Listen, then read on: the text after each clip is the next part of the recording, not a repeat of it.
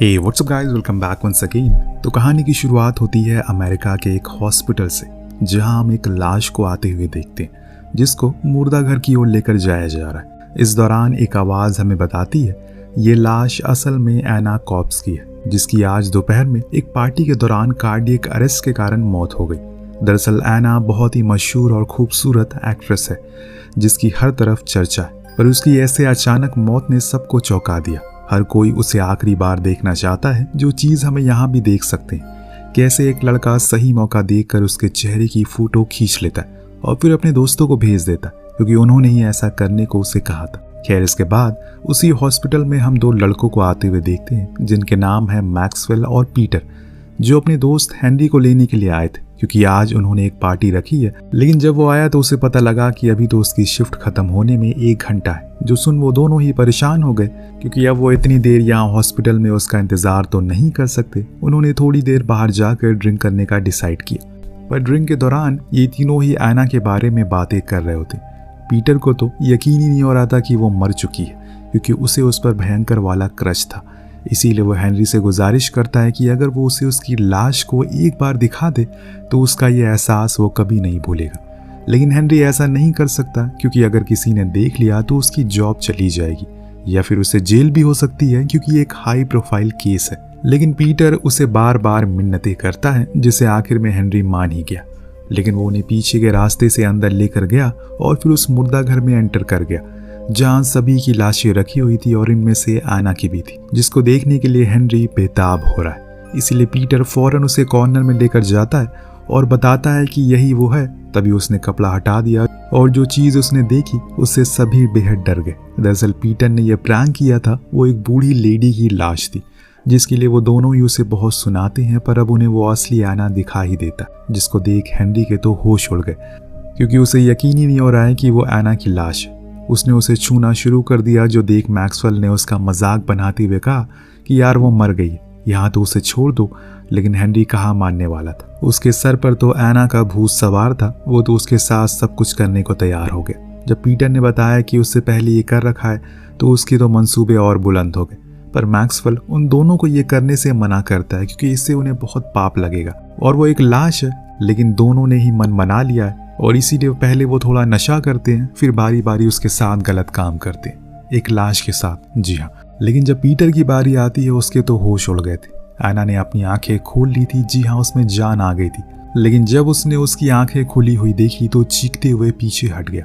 वहीं उसके दोस्तों ने जब उसकी चीखें सुनी तो तुरंत ही बाहर आ गया और पूछा कि क्या हुआ, सब कुछ ठीक तो है। तो पीटर ने एना की ओर इशारा करते हुए कहा कि उसमें जान आ गई, जो सुन किसी को यकीन नहीं हुआ। लेकिन जब मैक्सवेल उसके करीब गया तो उसने देखा कि उसकी आंखें खुली है। उसने फौरन एना को पानी दिया और एक कपड़ा उड़ाया ताकि उसे ठंड ना लगे।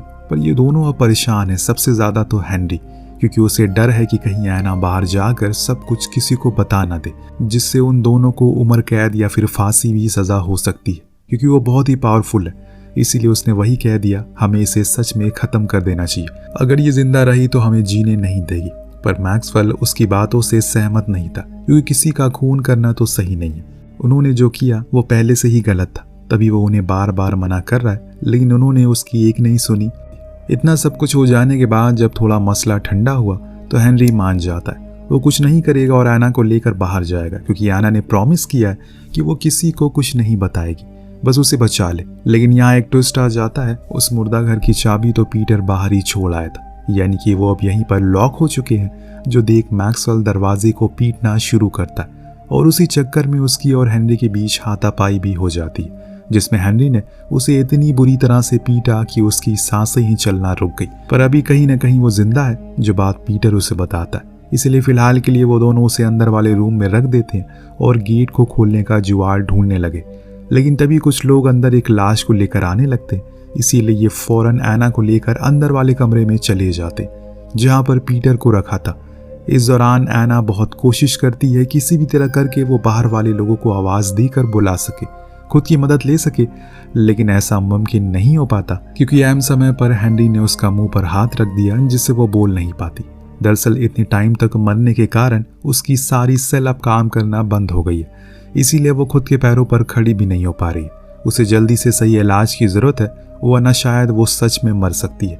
लेकिन अभी तो ये दोनों ही चुपचाप बैठे हुए हैं। जब वो लोग चले जाते हैं तो पीटर को ख्याल आता है कि उन्होंने शायद फिर से लॉक कर दिया होगा। अगर हमें सच में बाहर निकलना है तो इस जगह से तो उन्हीं लोगों से मदद मांगनी होगी। तभी उन्हें मैक्सवेल आवाज़ लगाता है, जो कि अब अपनी आखिरी सांसें गिन रहा है। वो उन दोनों से कहता है कि तुमने जो कुछ भी किया वो बहुत गलत है और इसकी सज़ा तुम्हें ज़रूर मिलेगी। इतना कहकर वो अपना दम तोड़ देता है और इस चीज़ को एना भी देखती है और कहती है कि वो सही कह रहा है, तुम्हें इस काम के लिए जेल ज़रूर जाना चाहिए, कुछ भी कर लो तुम नहीं बचोगे। उसकी बातें सुन हेनरी गुस्से में उसे एक थप्पड़ जड़ देता है और चुप रहने को बोलता है। फिर अपने दोस्त से आगे क्या करना इस बारे में बात करना शुरू करता है। अब कुछ देर डिस्कशन करने के बाद ये सामने आया कि इन्हें किसी भी तरह करके पहले मैक्सवेल की लाश को कहीं ठिकाने लगाना होगा, उसके बाद आगे की सोचेंगे कि क्या करेंगे। इन्होंने पहले तो वहां पड़े मैक्सवेल के खून को साफ किया, तभी इतने में फिर से कोई आ गया। अब पीटर तैयार था, उसने ड्रेस भी चेंज कर ली। उसका साथी ने जब यहाँ पर देखा तो हैरानी से पूछा, इतनी रात को वो यहाँ क्या कर रहा है? तो उसने झूठ कहा कि दरअसल जॉनी ने उसे गलती से लॉक कर दिया। चलो अब हम चलते हैं, काफ़ी लेट हो गया। ऐसा करके वो गेट को अनलॉक करने में कामयाब तो हो गया, पर अभी ने मैक्सवेल को ठिकाने लगाना है। पर पीटर की हिम्मत नहीं हो रही है, उसे बहुत डर लग रहा है। अब हेनरी उसे बाहर लेकर जाता है और समझाता है कि उन्हें ये करना ही होगा, वरना बहुत देर हो जाएगी, तब तक कोई आ जाएगा। अब यहाँ ये बाहर बात कर रहे होते हैं कि इतने में अंदर एना जैसे तैसे करके खुद को स्ट्रेचर से गिरा लेती है और फिर मैक्सवेल के फ़ोन से अपने डैड को कॉल करने की कोशिश करती है। लेकिन इतने में हेनरी उसे देख लेता है, फौरन उसे फ़ोन छीन लेता और फिर दोनों ही उसे बाहर लेकर आते। लेकिन तभी उसी फ़ोन पर वापस से कॉल आती है, जो किसी और ने नहीं बल्कि एना के डैड ने की थी। अब जब इस बारे में एना को पता लगा तो उसे चिल्लाने की कोशिश की, लेकिन पीटर ने उसका मुंह बंद कर दिया। तो वहीं हेनरी ने रॉन्ग नंबर करके फ़ोन काट दिया। लेकिन अब हेनरी इस चीज़ से तंग आ चुका है, उससे अब ये और नहीं होगा और इसीलिए उसने अपने दोस्त से कहा कि तुम इसके हाथ पैर बांधो, मैं डस्टबिन कंटेनर लेकर आता हूँ जिससे कि हम मैक्सवेल की लाश को बाहर ले जा सके। इतना कहकर वो बाहर चला गया। यहाँ पीटर अपने काम में लग गया। अब उसे अकेला पाकर एना उसे इमोशनली कनेक्ट करने की कोशिश करती है ताकि वो उसकी बात को मान ले। उसने ये कहा कि कुछ भी हुआ उसमें उसकी कोई गलती नहीं है, क्योंकि वो एक अच्छा आदमी है, जो चीज़ वो समझ सकती है। तुम दोनों को तुम्हारे दोस्त ने फंसाया, इसीलिए तुम्हें उसे पुलिस के हवाले कर देना चाहिए, क्योंकि उसकी वजह से मैक्सवेल की भी जान गई। जो सुन पीटर ने कहा कि वो बस एक हादसा था, ऐसा कुछ उसने जानबूझकर नहीं किया। इतना कहकर उसने उसके मुंह पर टेप लगा दिया और फिर बाहर चला गया। तो वहीं नीचे हेनरी ने बड़ी ही चालाकी से डस्टबिन को हासिल कर लिया। लेकिन यहाँ उस मुर्दा घर में ना होना एना के लिए एक मौका था जिसका फ़ायदा वो उठाना चाहती है।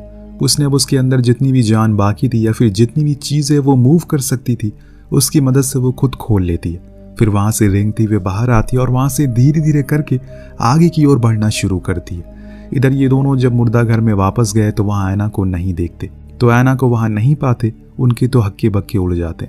हेनरी ने पीटर को भी बहुत सुनाया और उसने कहा कि मैंने तो उसे बांधा हुआ था, फिर न जाने वो कैसे कहाँ चली गई। दोनों ही पागलों की तरह उसे ढूंढने में लग जाते हैं, पर वहाँ एना तो लिफ्ट में चली गई। लेकिन जैसे ही वो खुली उसके सामने हेनरी जो उसे घसीट कर वापस मुर्दा घर में ले आता है। पर अब यहाँ पीटर के ऊपर एना की वही कही हुई बातों का असर देख पाते हैं, क्योंकि अब वो ये बोलने लगा है कि उसके दोस्त को उसने मारा है, ना कि मैंने।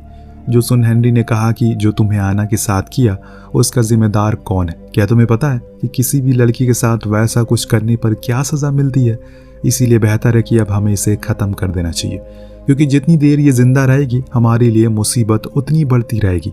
लेकिन अगर हमने इसे ख़त्म कर दिया तो किसी को कुछ पता ही नहीं लगेगा, क्योंकि हमारे सिवा किसी को नहीं पता कि ये जिंदा हुई थी। पीटर उसकी बातों में आने लगा, इसीलिए वो भी अब राजी हो गया। लेकिन हेनरी को किसी ऐसे तरीके से एना को ख़त्म करना था जिससे कोई भी खून खराबा ना हो। तो पीटर ने बताया कि हम इसका दम घोट कर मार सकते हैं, जिससे किसी को कुछ पता नहीं चलेगा। कुछ इस तरह से दोनों फिर से मिलकर उसे एक बारी जान से मार देते। पर अभी ने जल्दी से यहाँ से निकलना होगा, इसीलिए पहले अपने दोस्त की लाश को डस्टबिन में डालते हैं और फिर एना को उसी सेम हालत में कर देते हैं जैसे वो पहले थी। अब सब कुछ हो जाने के बाद हेनरी उस डस्टबिन को लेकर बाहर चला जाता है और यहाँ पीटर एना की बॉडी को साफ करके ढक देता है। पर तभी उसकी आंख खुल जाती है। जी हाँ दोस्तों, ये पीटर ने किया था। उसने जानबूझकर पहले हाथ हटा लिया ताकि वो सांस लेती रहे, क्योंकि उसे कहीं ना कहीं यही लग रहा है कि जो कुछ भी उसने उसके साथ किया वो गलत था और अब उसे अपनी गलती का एहसास हो गया और इसीलिए उसने जान से उसे नहीं मारा। वहीं छोड़कर बाहर चला जाता है। पर जाने से पहले हेनरी को याद आया कि उसने अपना आईडी वहीं छोड़ दिया। वो उसे लेने के लिए वापस जाता है, पर पीटर उसे रोकता है क्योंकि अब तक एना पूरी तरह से ठीक हो चुकी होगी। पर जब वो अंदर जाता है तो उसे अपने स्ट्रेचर पर एना नहीं दिखती। उसे पता चल जाता है कि पीटर ने उसे धोखा दिया, इसीलिए वो उसे भी मानने लगा। पर अब तक पीछे से एना ने आकर उसके गले पर कैंची से वार किया, जिससे उसकी वही मौत हो गई। लेकिन ये चीज़ पीटर को पसंद नहीं आई, इसीलिए उसने कहा कि तुम्हें ऐसा नहीं करना चाहिए, वो मेरा दोस्त था, मैंने तुम्हें छोड़ तो दिया था, फिर तुमने ये क्यों किया। अब इतना ही वो कहता है कि इससे पहले कि एना उसके पीठ को भी कैंची से फाड़ देती, क्योंकि उसे अपना बदला जो लेना था, जो उन्होंने उसके साथ किया, उसकी सज़ा सिर्फ मौत, जो कि उसने खुद अपने हाथों से उन्हें दे दी। और इसी बदले के साथ ये कहानी यहीं पर ख़त्म हो जाती है। तो आपको कहानी कैसी लगी हमें कमेंट करके ज़रूर बताइएगा। मिलते हैं अगली वीडियो में। Thank you so much watching. Peace out.